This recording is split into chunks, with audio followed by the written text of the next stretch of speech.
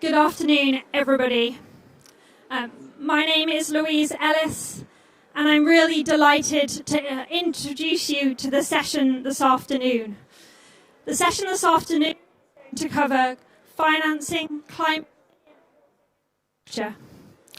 I'd like to start by thanking our partners, GIZ, Aquafed, and Monash University. We often hear striking statistics about water and climate. The majority of climate impacts are felt through water. 9 out of 10 disasters are water-related.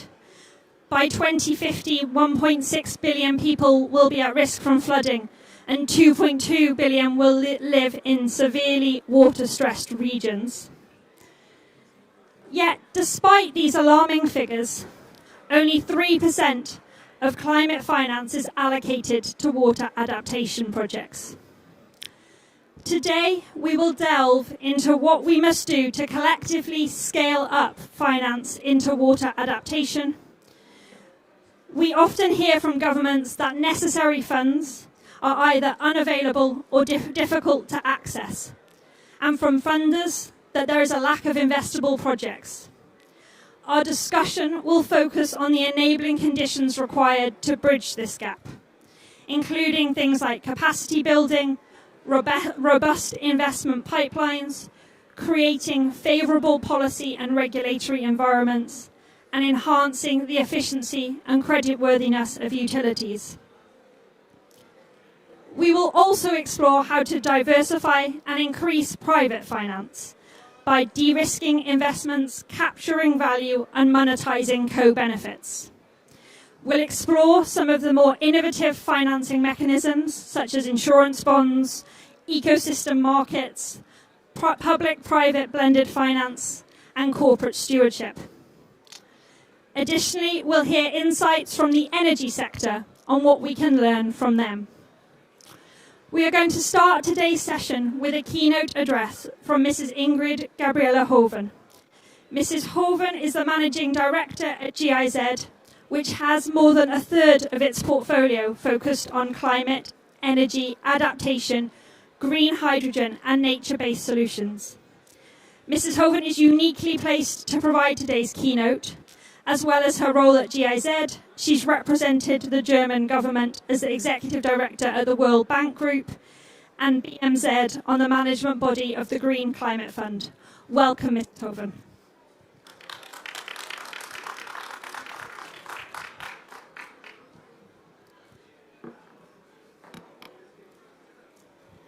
So good afternoon. It's really a pleasure for me to be with you here today. I've just arrived from Germany. Still getting a little bit, I'm still a little bit jet-lagged, but I sense that there's a lot of energy here in the room. And I would like to thank the session's convener, the Global Water Operators Partnership Alliance, Arup and Aquafed, for creating this essential platform for dialogue on water issues. And this afternoon we are going to zoom into the subject of financing climate resilient water infrastructure and services. That's very important. I was so lucky when, like 2 years ago, actually water resilience, water issue became a more prominent topic at climate conferences. So energy has been there for many, many years. But my say always was water is for the adaptation agenda what energy has been for the mitigation agenda. So much more emphasis have to place on the issue. And as we are here today, at COP29, this is the finance COP, is to be the finance COP. And we are looking not only for, of course, a bold agreement at the end of the second week, but we all hope that by working together through this type of dialogues, we can really capitalize on the innovative thinking that it's out there. When we speak to people in the water sector, you can sense a lot of innovation is ongoing on technologies, on implementation, but surely also on financing. And if you here together in this pavilion can actually learn from each other and seize those opportunities, I think this is also a very great outcome for COP29. As has been said, and I hope that I'm not going to be too repetitive now in my few remarks, but we all know that the climate crisis is already affecting global water cycle in profound ways, as the trailblazing new report of the Global Commission on the Economics of Water pointed out recently. In more extreme weather events, rising temperatures and changing precipitation patterns are straining the availability and quality of water worldwide. The effects are felt most acutely in vulnerable regions, where communities are facing droughts, floods, and water scarcity, which directly impact the livelihoods and health, while their capacity and funding to adapt is still very, very limited. Our water resources face unprecedented pressures. Currently, already 2.3 billion people globally lack access to adequate water services. Recent data shows that at least 50% of the world's population, so around 4 billion people, live under highly water-stressed conditions for at least 1 month of the year. And by 2050, that is when we all want to be at net zero, just to remind ourselves that this is the target. An additional 1 billion people are expected to live with extremely high water stress. So an additional 1 million people are facing water stress. And this also with respect to their daily consumption. That's a problem not just for consumers in water-reliant industries, but for political stability, causing social tensions, civil unrest that will only intensify as water stress worsens.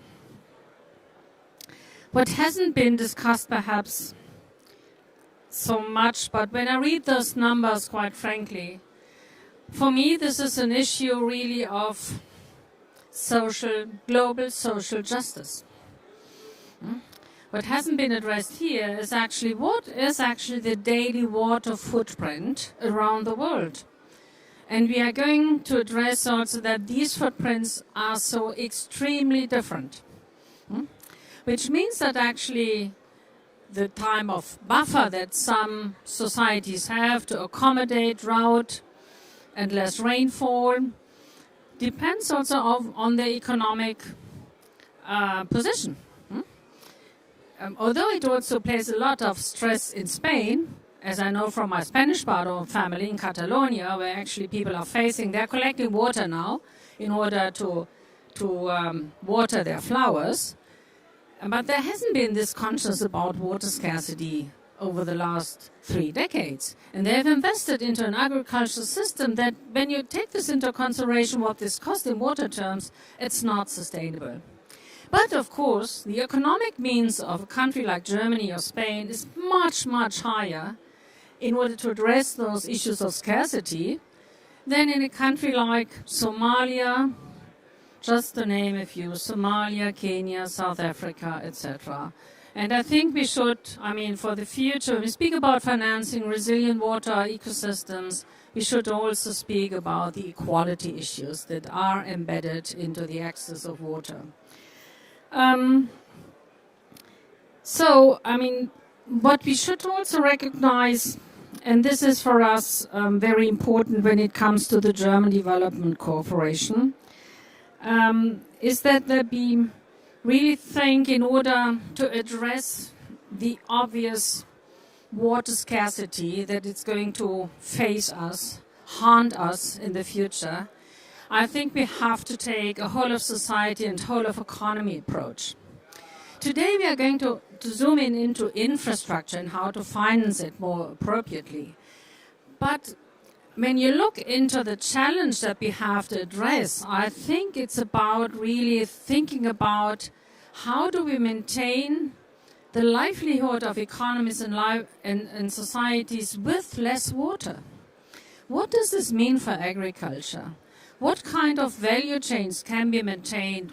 What kind of value chains have to be changed? And if jobs are being lost, for instance, on export crops, how can we have a just transition also for those people. I mean, we are talking about just transition issues when getting out of coal or transforming an energy system. But what about a country that depends heavily on agricultural exports that are water and rain dependent? What does this mean for an economy in 20, 25 years' time if the water scarcity increases? And this is what we have to think about. So this is the German approach. We would like to think this as a more comprehensive approach when we speak about water and also about the issues, what do we have to finance? And I also would like to share a second point with you. I'm just coming from COP16 on biodiversity. We also should think about what type of ecosystems do we have to maintain so that water remains to be available. So the wetlands, the forests, the biodiversity, the specific landscapes that are so important for river, etc. So it's not an either or. I think we have to bear in mind we need a comprehensive approach where we maintain landscapes in order that water is still available. And at the same time, make sure that through our investments, and I'm coming to this issue right now, that we build up the infrastructure that is absolutely necessary for the future, and that also gives you an opportunity to save on water. We have already heard the number from the introduction that right now there are estimates available what is needed on a yearly basis if we want to achieve the water-related SDGs. And the number is huge, $140 billion annually. And only 20% of this funding is currently available. And we also have to prioritize the long-term financing. Capital for water needs have to be patient. For too long, water has been undervalued, with financing often limited to immediate needs and low-risk projects.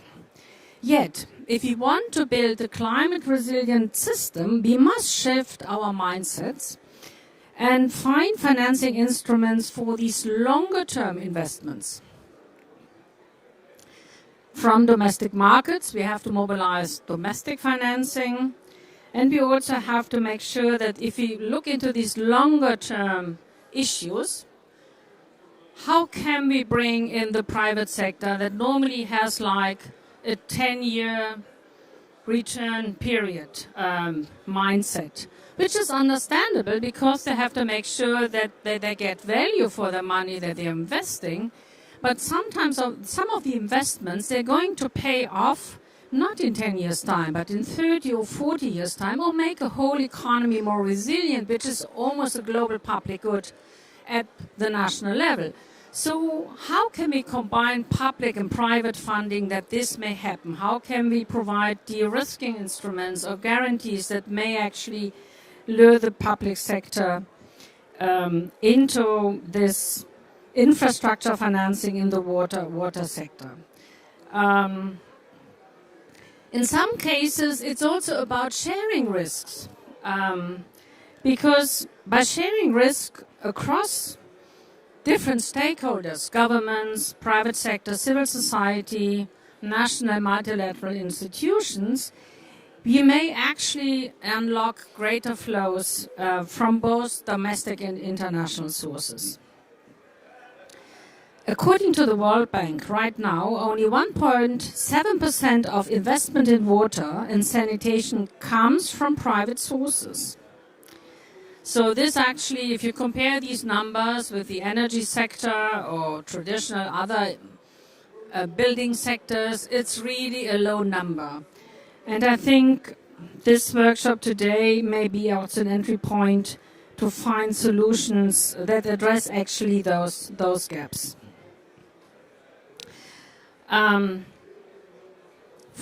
For German Development Corporation, the water sector always has been a big priority.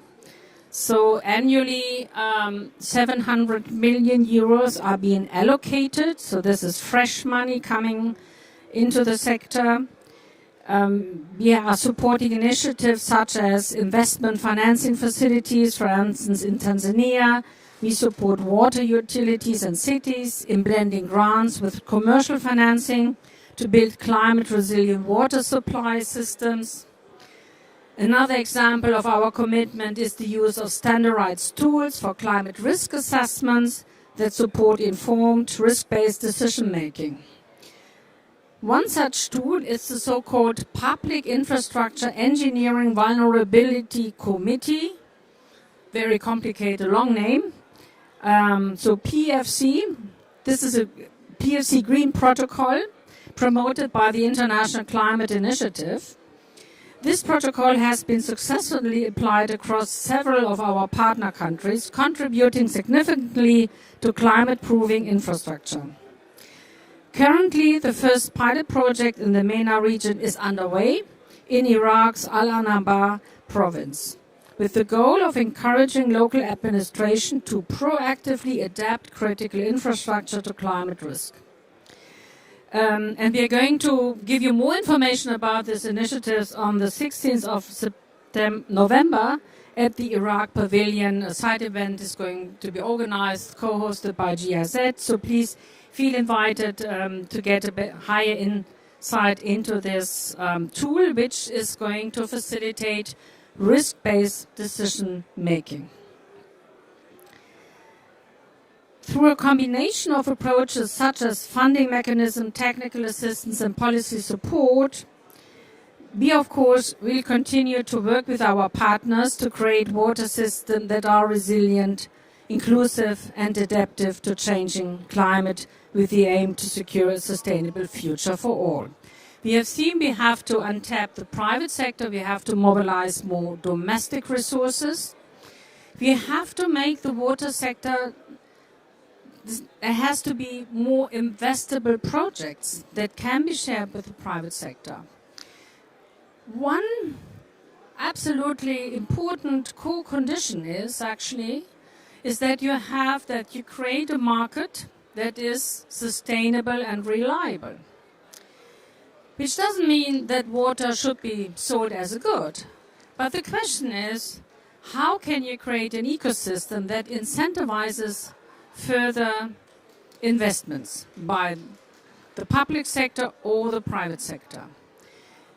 And even if you put a price on water utilization, you could still deal with these social issues. This is absolutely core and center. Water has to be affordable for people, and especially for those that are most in need. But think about, for instance, about subsidies in the water sector. So sometimes one source of funding could also be that you reshift the subsidies that are available or already being applied in this sector. This again has been also very high debate at COP16, where also we have discussed the big financing gap. And one of the issues that one has not to neglect is really what kind of public incentives are being provided for a sustainable use of scarce resources. In the case of water, I think we have to think about the same and make sure that actually the funding that comes from the different sources go into the right directions that benefit people first. So I wish you a very interesting and lively debate this afternoon. And I think there lie a couple of questions ahead of us, and other interventions are going to address them as well. So first of all, what will it take to make climate-resilient water infrastructure an attractive investment for both development funders, private sector, and governments alike? What are your experiences in this field, the good ones and perhaps the less successful ones? But I think even this provides a good bunch of lessons learned that we can build on. And the second question that certainly is very, very important is a little bit, when you look into the whole investment cycle that you observe in your institutions, in your countries, perhaps at the municipal level, what we need, coming to perhaps a first project design, elaborating a project pipeline that could be picked up by investors, and bringing them this to a feasibility stage where really funding can flow into the country. And this is often being described as the core bottleneck in many, many sectors. And water is not so much different from other sectors like energy or green hydrogen in this respect. So many thanks for listening to me, and I wish you a very good afternoon. Thank you.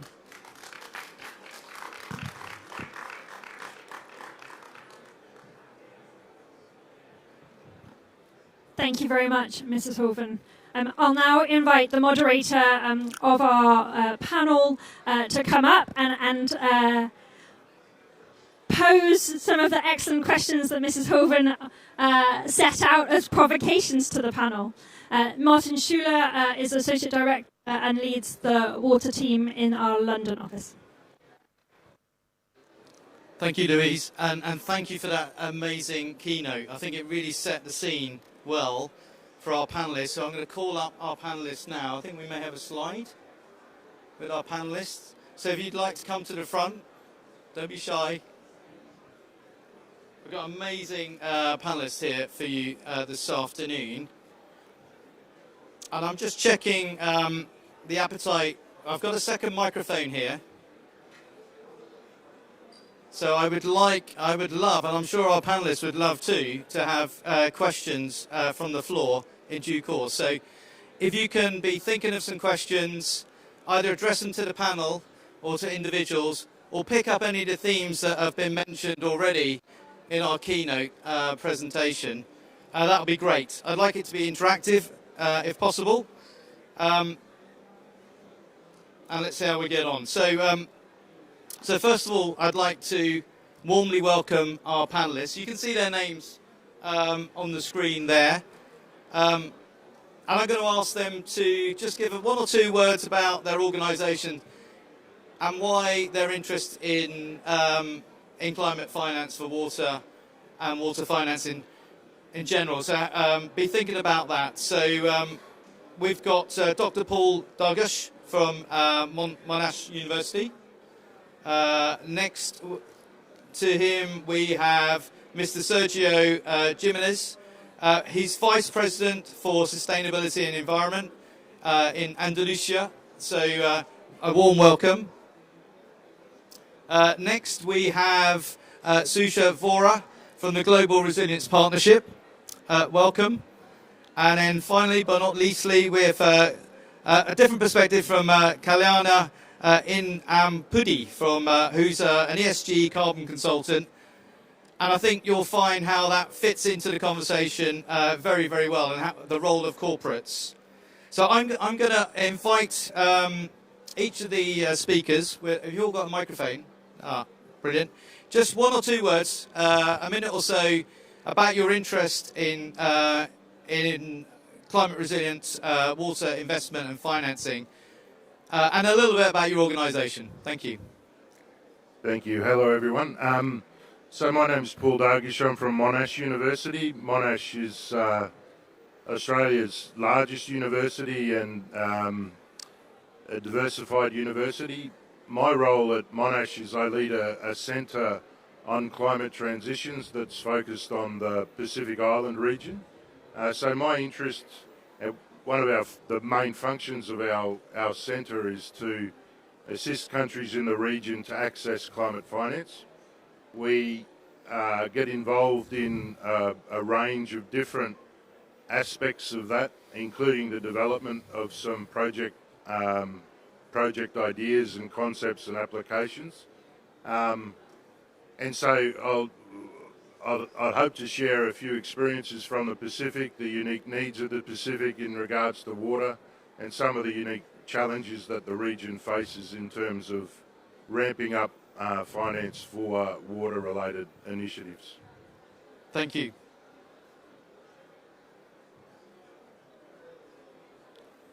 Hi, good afternoon. I would like to thank the organizer. That's for the silent disco that we'll be having a bit later. Yeah? The invitation to be here in this panel. For us, for the regional government of Andalusia, is very important to take the opportunity to talk about how we are gonna using the financial in our region. To give you some key points from Andalusia. Andalusia is in the south of Spain, in the south of Europe. Is bigger than 14 countries in the European Union, and we have a population of more than 8.4 million citizens, million people here in Andalusia. And we are also very affected by the climate change. Also, we are the only region in the whole Europe which has a desert in their territory. So we are terribly affected by the climate change. And for us, the water supply is one of the main points, the main challenge to climate change adaptation. For that, now, in this moment, we're suffering a extremely drought in Andalusia from 2018. And also, today, we are suffering floodings in Andalusia. We have the red alert in one of our provinces. We are 3,000 people outside their homes because of the risk to have flooding in their homes. So we are, for us, it's so important to face and to address the challenge of water in our region. And also we have the value of these impacts in Andalusia, and the value is 38% of our regional GDP is the value of the impact of the water in Andalusia, and also the 41% of the value of the water have the impact in the employment sector. So for that, we are sure that we have to add. And now another question, I want to speak more about how we are doing that regarding to the finance model.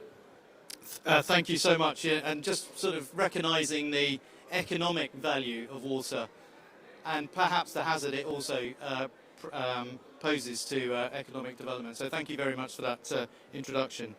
So Sushi, if you would like to say again, just give a brief introduction. Thanks, Martin. Hi, everyone. Lovely to be here. Fourth day fatigue is setting in for me, so bear with me.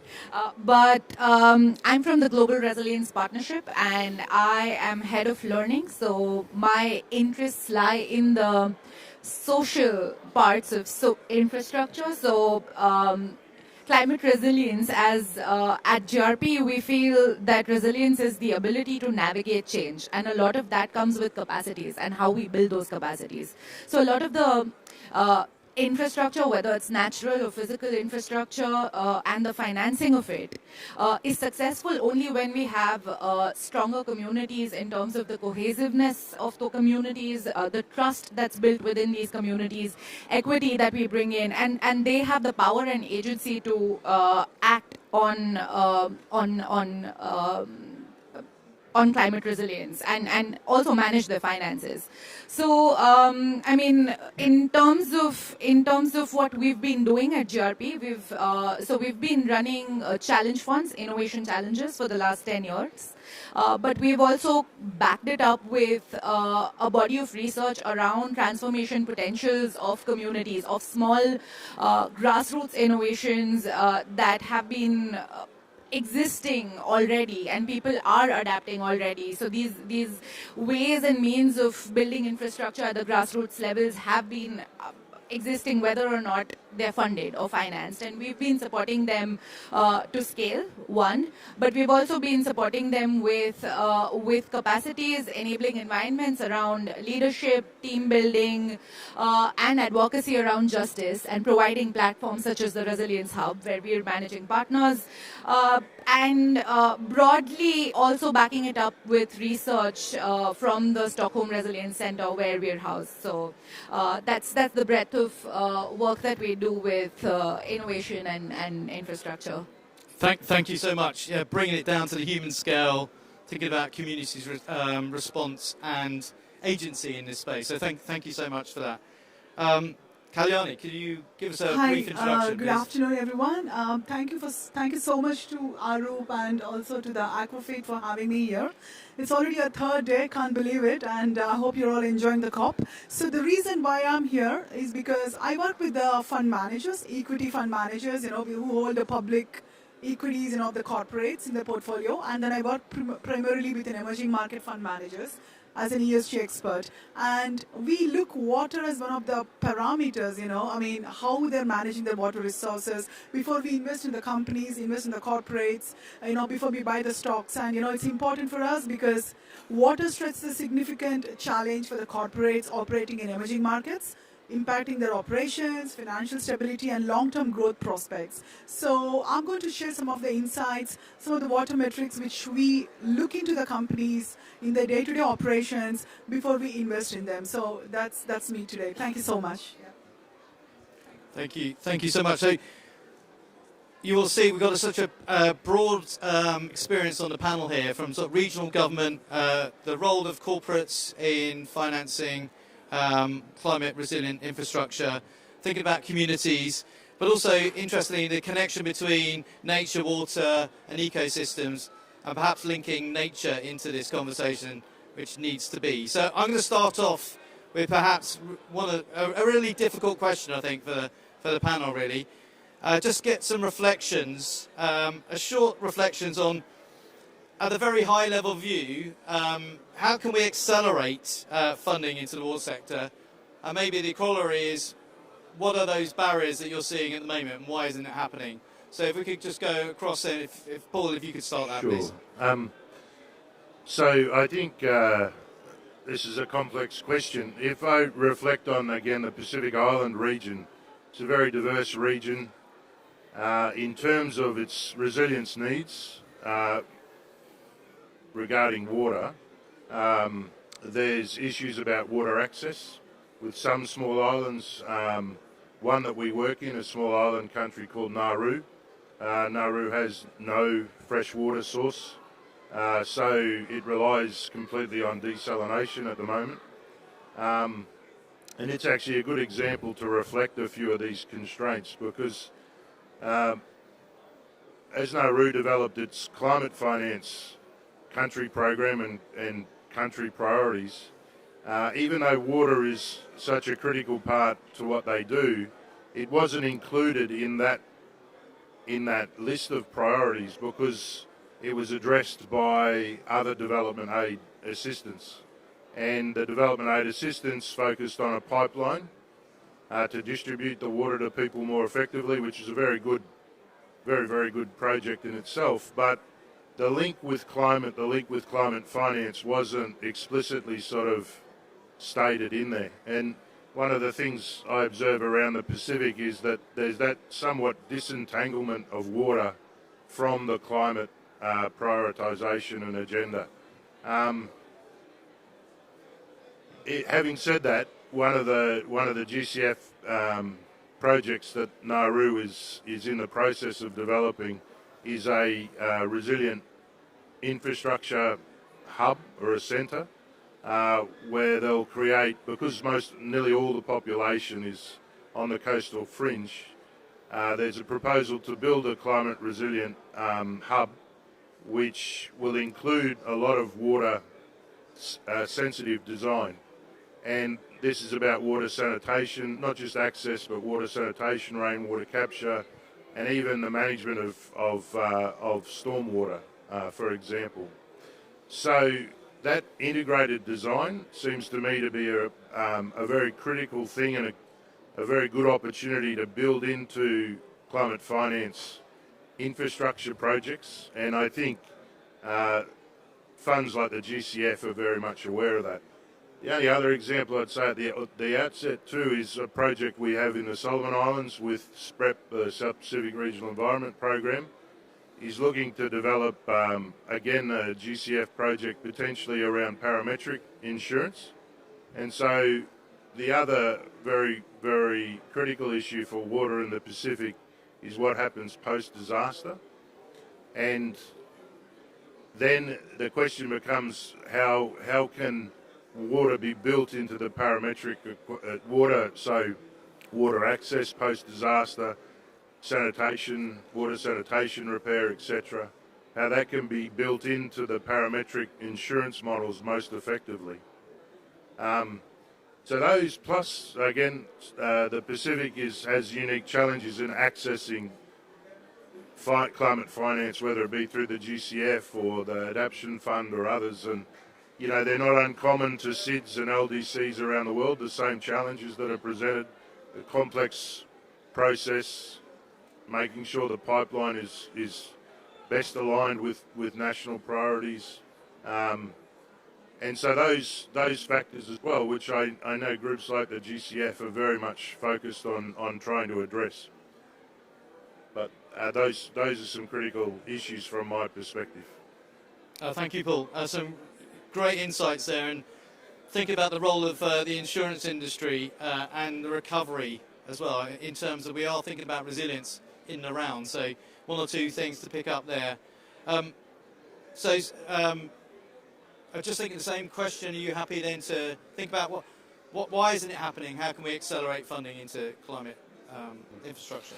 As I said before, Andalusia is suffering a extremely drought from 2018, and it has a very impact in our economy. So we have a specific strategy in order to avoid this affection to our economy. We are creating or searching for new water sources, mainly desalination plants and only reuse wastewater plants. The first one to guarantee the quality to fresh water for population and also for tourism, and the second one mainly for the industry and the agricultural sector. Because we think that we need to preserve our fresh water from our reservoirs and also from our aquifers in order to be prepared and not affecting to our biodiversity, our wetlands, etc. In the second hand, we are also focusing on reducing and increase the efficiency of our water network through introducing innovative procedures and also the digitalization process in the management of the water. And finally, we are also investing more than 1.5 thousand million euros. 1.5 thousand million euros from Andalusian public budgets in water public infrastructure. So we are doing support to our municipalities in order to have all the infrastructure that we need. And the most important thing is how we are gonna paying this infrastructure. So we have three main sources, financial sources. The first one we have European funding from the European budgets. Also, we are creating from 2010, from the moment that we approved the water law, the Andalusian water law, we created a tax that we call Canon del Agua, in Spanish, water tax, that each Andalusian pay with the bill in order the consumption of fresh water. So each year we have 140 million euros to dedicate exclusively to build new water infrastructure.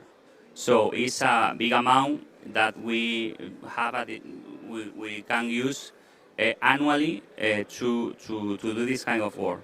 And finally, we are also pushing and facilitating the partnership between public and private sector. We have the opportunity to create, for example, new desalination plants, but this kind of partnership in order to accelerate this, to have this amount of water, desalination water, in order to eliminate the lack of water that we have in our region. So, Joe, thank you for that. Fascinating to hear, which I think is a very mature position for Andalusia on water. That mix of funding streams and how they're all working together. Really interesting. I think lots of lessons there for everybody in the room and online. So again, I think finally on this question, if you'd like to have a think about then, Sushi, in terms of what enables and what maybe perhaps hinders financing in this area. All right, so I'll probably start with what hinders the financing of water and the acceleration of financing of resilient infrastructure. And I think I'm going to be provocative here and say that it's a mindset shift that's needed all around, whether it's governments, funders, private sector, and also communities and civil society. All of us probably need to introspect around what is really resilience. Are we ever going to be resilient, or are we continuously striving to be resilient in the sense that is it a process or is it an outcome? And I'm a big resilience nerd. If you've been following some of the conversations around resilience evidence mainly, there's a lot of question marks around whether it's a process or whether it's an outcome. And very often we see that it's often a process because we never know that we are resilient or this is resilience, right? It's a constant process of navigating change. It's a constant process of, and with climate change, I mean, there's constantly surprises, constant uncertainties that we need to take into account. Even as I'm a trained engineer, and even as an engineer, we understand that models have inherent uncertainties that we need to deal with. And that means we need to continuously strive to recognize the patterns, recognize how these systems are performing, and what are those underlying factors that are affecting this. And that's like a mindset shift that's needed. And we'll be able to accelerate finance only when we start thinking of resilience as a process. When we do that, we start thinking of what drives this process. It's people. It's the trust between people. It's their agency to define what their resilience is. It's their agency also to be able to say they want certain whole systems to be protected, whether it's in cities, whether it's their estuaries or mangroves or freshwater systems or upstream catchments. It's their resilience to be able to see there. And it's messy. It's also going to create conflict, and we need to be ready to be able to embrace that conflict, that space that sits between this aspect of, we've reached that point of being resilient. So I would say to accelerate finance, we probably need to slow down and introspect a little bit. I think that's great. It's a great provocation when one of the panelists actually challenges the question about, I loved it, about what is resilience, Is it a process? Is it an outcome? We really need to understand that when we're thinking about that investment too. So thank you so much for that. And we might come back on that theme during the course of the panel. Perhaps just changing up a bit, Kalyani, just thinking about how do fund managers think about corporates in terms of water investment? Are there any metrics or anything else that can help us understand how a fund manager looks at this unique question, and then for us to better understand their needs and how we can respond to them? Sure. Great question. Thank you so much, Martin. So there is a great interest, especially when it comes to emerging market fund managers. You have a developed country fund managers, everything is set, the disclosures are all good. But if you look into the emerging markets, you're looking into the operations, their investments, the innovation actually they're bringing into their day-to-day management of the water, the recycling methodologies, looking at the circular economy. But most importantly, we have abatable sectors, less abatable sectors. As you know, the abatable sectors, when it comes to country like India, where my client is, I'm working with my client called Quantum Fund Manager, where they have a heavy focused portfolio within the high abatable and then, low abatable. So especially sectors like food and beverage, energy, textiles and mining. We look into the impact of the corporates, for example, operational disruptions, increased costs year on year, on their water management. Then, reputation and compliance risks. We are looking at the outer picture. We're also looking into the supply chain vulnerabilities. And we're also looking at how corporates are also responding to that. Before I go into the metrics, we also go into the corporate responses like, water efficiency initiatives, sustainability practices. For example, are they actually implementing strategies like rainwater harvesting, which is very crucial in a country like India, where you have like a dry and airy lands, and then, you also have some regions with more water. So we look into that, and then we also look into the drought-resistant crops can mitigate any water risks, and then also partnerships and collaborations where the firms are collaborating with the local governments, NGOs, and communities to address shared water challenges. We also look into the transparency and reporting. And when it comes to reporting, I personally look into regulatory, mandatory, and voluntary. Some corporates are definitely going by regulatory. This is where the metrics come into the picture. We also have a voluntary, which means you're just disclosing voluntarily. But we're also looking more at micro level. Are these voluntary disclosures measurable enough? More importantly, are they transparent? Are they disclosing in a right way? Then you also have like a mandatory, we're looking into definitely they're giving the information as a stakeholder. We want to invest in those companies. But when it comes to the main metrics, at the micro level, we are looking into the some of the most important ones are like, emissions to the water. For example, tons of emissions to the water generated by the investee company per million, So we're looking into that metric. We're also looking into the water usage and recycling, average amount of water consumed and reclaimed by the investee companies. That's one of the metric. And then also weighted average percentage recycled, by the total amount of the portfolio. We're also looking into the water waste and material emissions, how much has been, emitted or, has been saved. For example, in that, we're also looking at water decision recycling. We're looking average amount of the water consumed and reclaimed. That's one thing. And we're also looking at the investments in investee companies with the sites located in the areas of high water stress compared to the low water stress. That's one of the metrics, whether they have any supply chain or operations in the high water stress areas or the low water stress, and how they're managing their operations locally, whether they're also in compliant with the local water boards. That's very important. You could have a supply chain in some mountainous region, whether you're in compliant with the local, you're not really disturbing the local water supply. That's one of the metric, we also do the year-on-year disclosures and, the usage. We also look into the land degradation, desertification, soil sealing, one of the metrics. Then we also look into the, does the company have a water policy, or if not, are they developing one? What is their policy in compliance with the local indigenous communities, oceans, and then also whether they have that policy in compliant, within the local regulatory. And then natural species and protected areas is one of the metrics, whether they're operating in those areas which are UNESCO heritage sites, or whether it is like, public parks. It could be anything, that's affecting the local, operations and things like that. And we also look into the deforestation principles, whether their water usage is affecting anything in the deforestation kind of a thing.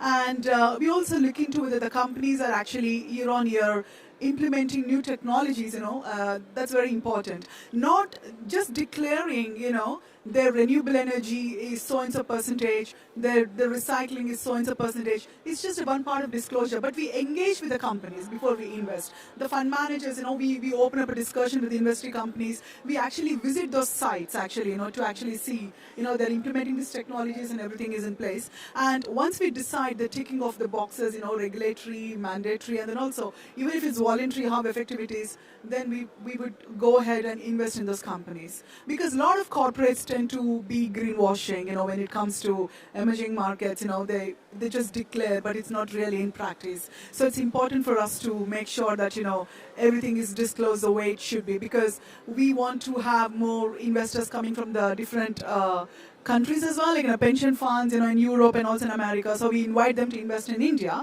Then it's important for us to have the disclosures in compliance with EU taxonomy, sustainable finance disclosure regulatory. It could be like even FCA, like could be like a SEC in America. We also look into the Australian pension fund, their disclosure. We also look into the mandatory ones like TCFD, the climate related, and then also voluntary like GRI and SASB. I hope I answered that clearly. There are more metrics, but these are the most important ones we look into. No, you've sparked some ideas. You've got some thoughts. So thank you for that. Yeah. I think it was really interesting to hear, what fund managers, what the corporates, and thinking around these metrics, and I'm going to sort of flow that back to the panel, really, because if you measure these things and they have value, then money will flow into it. This is the point you were making, and I'm just wondering, from your position, Sushi, from a grassroots out the community, how do those things connect? And are they the right things to connect to? And be provocative if you wish. Thank you. Yes, indeed. I mean, yeah. Where do I start? Right. So, how do these connect? I mean, at the end of the day, what you said is correct, right? If there is a value attached to something, money will flow in that direction, right? So, my provocation then is that justice probably is central to that value, and we haven't really put a monetary value, but there is a social cost and a transaction cost that is attached to the fact that if there is no justice involved in any form of infrastructure projects, whether it's through corporates or through the government or through bilateral aid, so on, then those projects are slated to fail, right? We are not reaching out to those who are being affected very directly by climate change, disproportionately by climate change. We are probably not conserving the ecosystems we were meant to conserve, and we are probably impacting them adversely. We are probably causing some form of unintended consequences in that space. So the flow is connected with the kind of value we attach to justice. That's one. I think secondly, and now I'm being provocative, I think we all agree on justice. Secondly, I think, do you want to come in here? Yeah. Yeah, sure. I'm going to come to Paul first. So I'm going to. There's a similar question for Paul. He's like, what's that then?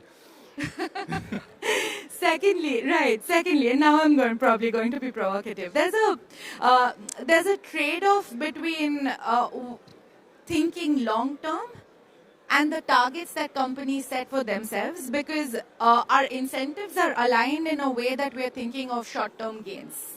So it flows down. It's not just companies. It's also it flows down to farmers. So if we're looking at farmers as well, there's a trade-off between how much they're thinking of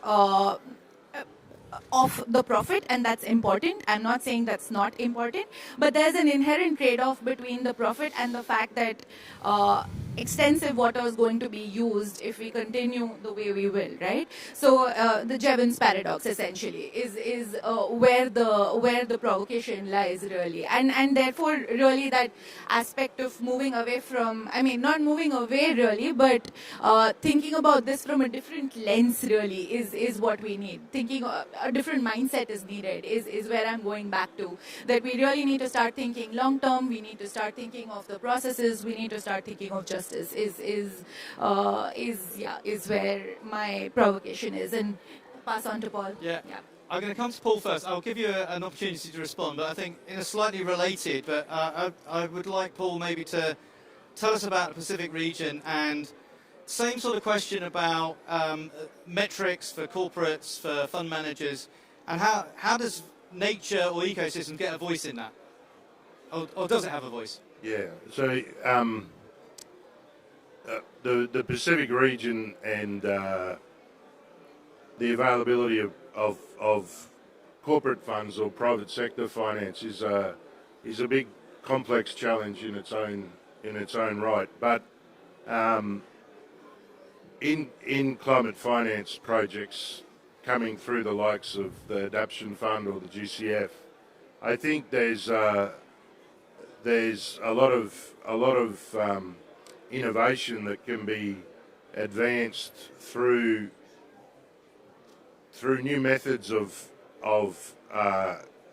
evaluating the benefits that water projects or projects that incorporate resilient water features can take. So, for example, in a lot of the climate finance to date, there's retrospective evaluations which is sort of based on randomised control trials, and they might look at metrics such as the number of people who have access to water, but the benefits that flow from that are more nuanced and they're deeper. So to actually sort of, develop methods which capture those benefits very effectively, it enhances the argument and the case for projects that can enhance those benefits, and water are likely to be those. So at least from a Pacific perspective, we see that as a real sort of opportunity for innovation. Is about what methods we can apply, borrowing from ecological economics and environmental economics to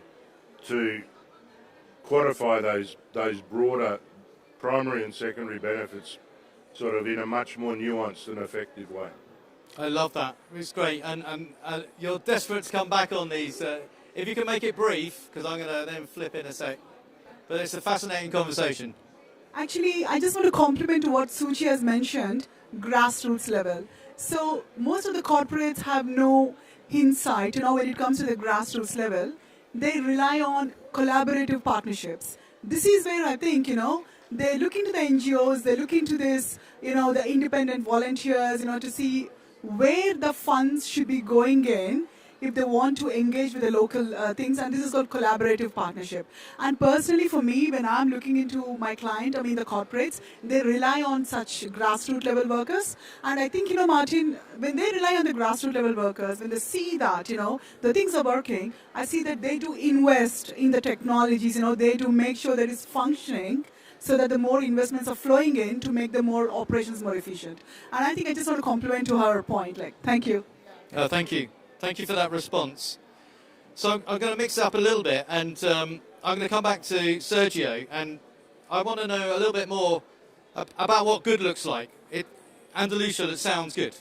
I think we've got lessons to be learnt there in terms of that mix of finance, EU funding, the water tax, and the public-private. Maybe the last of those three, perhaps, just to explore a little bit more, and maybe prompting other panellists to think about that complex relationship between public and private finance. How do we engage and accelerate that? But Sergio, could you set the scene for that, please? Okay, thank you. Yes, we think from a government perspective, we think that it's time to act. We need to start to invest more in adaptation and not only in mitigation. Because in some regions, as Andalusia, we are suffering right now the effects of climate change. So we need to start to act right now and invest in adaptation. How we can accelerate that? Obviously, we need to accelerate that. We can accelerate our adaptation to be more resilient through the collaboration between private and public sector. If not, we are gonna spend too much time, and we have no time to lose. So, how we can facilitate this kind of collaboration? I think in Andalusia or in Spain at least, we need to change some regulation laws, because at the end, if private funds want to invest in water sector, they need to earn money. So we have some kind of limitation of the profit in this kind of investment in the water sector. So we need to change the regulation in order to be more attractive for water funds. And in the second part, I think we should establish more funds or a specific index which measure our vulnerability, because all the regions, all the sector are not in the same level. For us, at least, the water is one of the critical sectors that we have in Andalusia, and we need to measure this kind of vulnerability to the water in order to establish more funding or more private funds for this kind of sector in order to accelerate this transition. Yeah, very, very good. I just wondered whether any of the other panelists wants to, specifically around public-private, does anybody else would like to come in? So I think the objectives could be only achieved with the public and private partnerships. It's evident, end of the day. And not with the grassroots level people, it's impossible to achieve that. So personally for me, when we are engaging with the corporates, they do look for additional help, from private equity, from venture capital, from angel investors to invest in those innovation, you know what I mean? And definitely when it comes to the flow of funds, it's still there but not yet there, when it comes to emerging markets, which is the developed markets. So I think definitely there needs more acceleration, and then there needs more education, there needs more awareness and training at the grassroots level to bring that speed. You know what I mean? So I think especially private equity side is very important to invest in those technologies to speed up that innovation. So I think personally the collaboration is very critical, as also Sergio has just mentioned, and without that it's impossible to achieve that, the momentum with the public and private. And Suchi, you want to mention? No, it's just a question that comes to my mind, and maybe I'm not a public-private partnerships or a finance expert, and which is why this question kind of comes to my mind. If that's the way we were supposed to go, why haven't we gone until now? Why haven't public-private partnerships worked until now? And what are those key underlying incentives that need to align between the public and the private for trust? Essentially, it's a question of trust, right? The public and the private need to trust each other, whatever those entities are. But what are those underlying incentives that need to align would probably be where my question is. And I don't know if any of the panelists, or Martin, maybe you, or someone in the audience maybe wants to share something about that. That's a good cue. I mean, I did offer a question to the audience. Just while the panelists take that question or that point, just raise your hand if you'd like to, and a microphone will magically appear if you'd like to ask a question. Don't be shy. Come on, all the hard work's being done up this end. We won't ask what you've been listening to on your earphones either. Right. Anybody in the, otherwise I'm going to pick on somebody like Helen in a minute. Okay, would anybody like to come back on that trust question around public finance, but also, if it's so good, why hasn't it happened? That's an obvious question. Sometimes I think, Martin, it's a failure of reaching consensus. Personally, because there's a difference of opinion, or it could be the difference of the things they see, the public versus private, you know what I mean? So what do you say? What do you say, Sergio, from your opinion?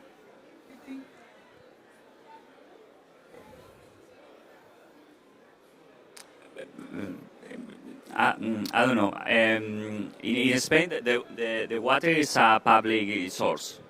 So even for the desalination plants, this water that we take from the sea is a public resource. So the only way we can put this water to the rest of the people, to offer to the different sectors, is by a public procedure. So there are kind of controversy between what is better, public, private sector, but the real thing for the government side is that only with public investment we can do everything. We need the private sector. We need to involve this private sector, and we need to take care of these. This use of the private funds are in the same condition for all the funds, all the promoters. But we need to push this kind of collaboration in order to accelerate our adaptation. Yeah. Okay. And it was like my job was already done, so the moderator stood back while the panel took over. I loved it, by the way. I loved it. I'm going to bring Paul into this question, maybe again with a Pacific region lens, and thinking about public-private. How does that work for ecosystem services and nature? A bit of an unfair question, but your thoughts, sir? Yeah, no, just while everyone was talking, I was thinking too that, of course, we might have to just organise our thinking in terms of what type of water service we're talking about. So, you know, again, from the Pacific perspective, we can talk about small islands and the challenges they have in accessing fresh water. We can talk about larger countries like Papua New Guinea, and we can talk more about catchment management and the integrated function of water across those catchments. Places like Papua New Guinea have areas which are drought, exposed to drought, and that can play a critical role in food supply. And then in many of the urbanised type centres around the Pacific, water sanitation is a really critical issue as well as this post-disaster recovery. So, you know, if you think about it in that sort of organisational framework, then the private sector can potentially play different roles in each of those. In Australia, the private sector's a very active investor in water utilities, and perhaps that's because there's a market, there's a price signal for those water services. So, you know, when you come to country contexts like Papua New Guinea and you talk about catchments and the fresh water that they provide to communities, it's quite distinct from any sort of private sector other than a philanthropic sort of contribution. So that's why previously I was sort of in the Pacific, climate finance from the multilateral funds becomes the sort of focus in that area. I think maybe the opportunity around insurance and post-disaster recovery is a bit. Great points, and I know we're coming to the end of the session, but again, we could probably have another session just really on the role of insurance in this space as well. I think you've made a really good intervention there. Look, I know there are no silver bullets in this, and it's very, very complex, but I can't help myself, because we've got this great panel, to ask you one more time, if there's one thing you could fix to help accelerate the flow of finance into climate resilience infrastructure, just one thing, what would that one thing be? And I'm going to go across the audience, and then I'm going to ask for a massive round of applause, because we're towards the end point of the panel. But one thing, we're learning a huge amount. Paul, could you start, please? I'd somehow magically make accessing climate finance easier, particularly for SIDS and less developed countries. But how to do that and still maintain the appropriate governance and fiduciary sorts of requirements. But if it could be easier and quicker, and if there could be more money there, then that'd be the golden. We're allowed to do this. Paul, your wish is granted. We've got a magic wand, but in the same vein, if you can think of one thing. Yeah, encouraging the public-private partnership.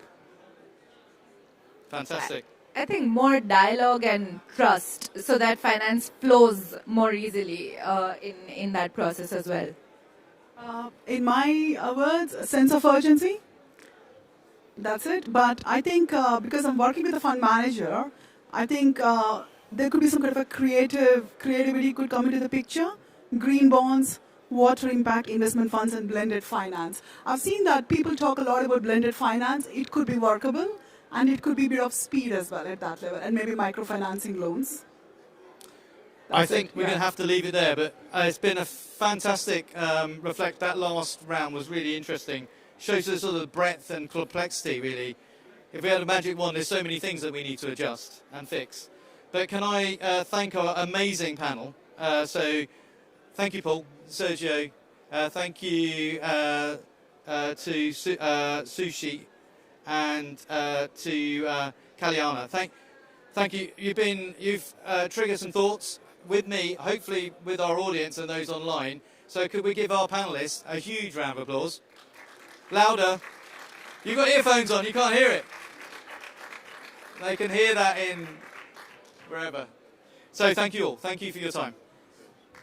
Before we end the event today, we have Dr. Bapon Fakharuddin, who's the water sector lead for the Green Climate Fund online, and he is going to provide a call to action to close the session. Thank you so much. It's been a pleasure to be joining with you online, but wish to be there physically. I think that's a quite great discussion that actually happened. But if you look at the breadth of the whole discussion, it bringing us to understand actually the scalability and actually finance availability, which is again actually if you look at it in a water sector point of view, demand and supply. The message that you got actually, if you look at even in the last 10 years of statistics, you have actually more than $4 trillion actually damages. But then if you look at in the water investment, we are actually talking that annually we may need around $125 billion. But then who has the money? And I think no single agency, or climate financing actually available those kind of financing. So that means it gives us a triggering a factor that actually how we enable a innovative financing to these particular areas. And then when you're talking about the enabling financing or innovative financing, it requires regulatory function, it requires policy, it requires partnerships, what we are already just discussed, and also listening from the problem from the country, locally as well as subnationally or even at the city scale.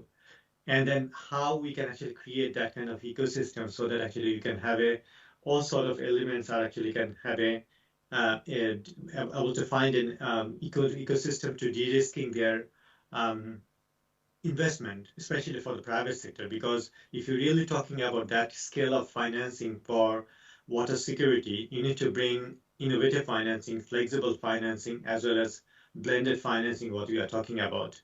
GCF is quite instrumental in that particular area to looking at how we can actually create a catalytical financing through a readiness finance, through project finance, and also the scaling up some of the good practices or whatever actually other finance are actually doing, such as Adaptation Fund or JEF or any other good practice. Those are actually available into the market, and how we can actually make it actually wider scale or regional scale or transboundary scale.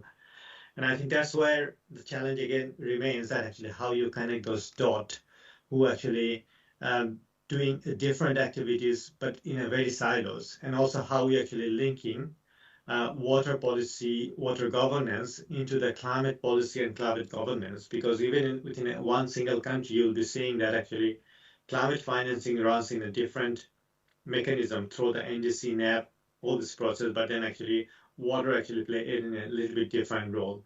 And again, if you look at it more closely, your NDC talks more about the climate mitigation, and whenever we're actually coming to the water space, we're actually talking about the adaptation side.